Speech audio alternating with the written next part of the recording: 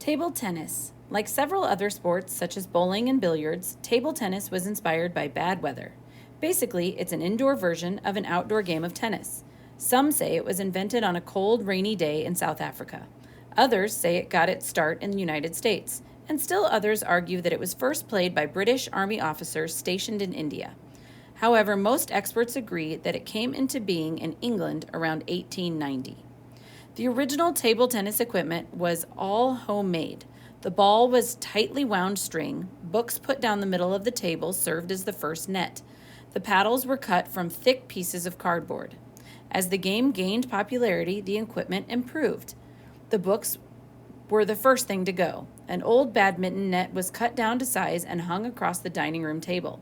In another version, the net was strung between the backs of chairs and the game played on the floor. Balls of cork or rubber soon replaced those of string. Some of the balls were covered with cloth or knitted webbing. Originally, the purpose of this outer cover was to slow the ball down and to cushion the impact on the household furnishings.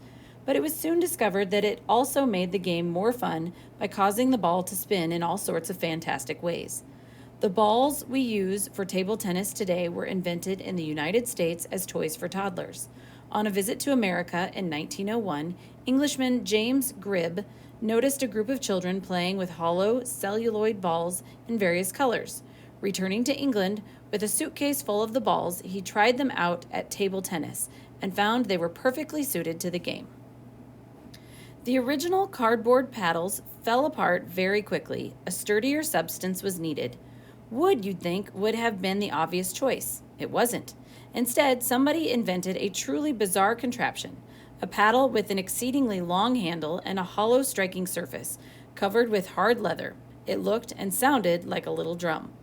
Finally, the obvious was hit upon. Wooden paddles. They were shaped like the ones we use today and were also about the same size and weight. But there was a problem. The surface was too slick to give players much control over the ball. In 1904, table tennis enthusiast E.C. Good was in need of a remedy for a headache. Noticing a studded rubber mat on a drugstore counter, the thought came to him that it might make an excellent surface for a table tennis paddle. The headache forgotten, Good bought the mat. He took it home, cut it down to size, and then glued it to a paddle. The new paddle gave Good a lot more control over the ball. In fact, it improved Good's game so much that he challenged the British national champion. Good beat him 50 games to 3. Manufacturers of sporting goods competed too, each coming out with their own set of equipment packaged under their particular name for the game. Among the names were Gossamer, Whiff Waff, House Tennis, and Flim Flam. The Parker Brothers Company of Massachusetts was also looking for a trade name for its version.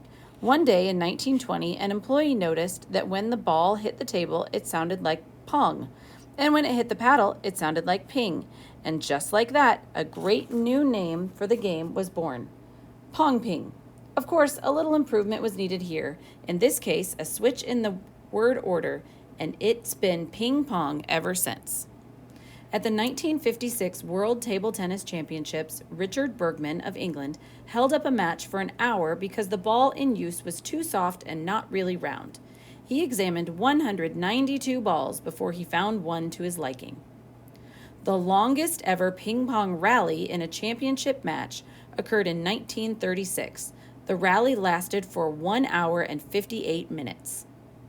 The youngest international champion in table tennis, and in any sport for that matter, was an 8-year-old Joy Foster of Jamaica. 21 has been the winning score in ping pong since the earliest days of the game. The highest recorded speed for a ping pong ball is 105.6 miles per hour.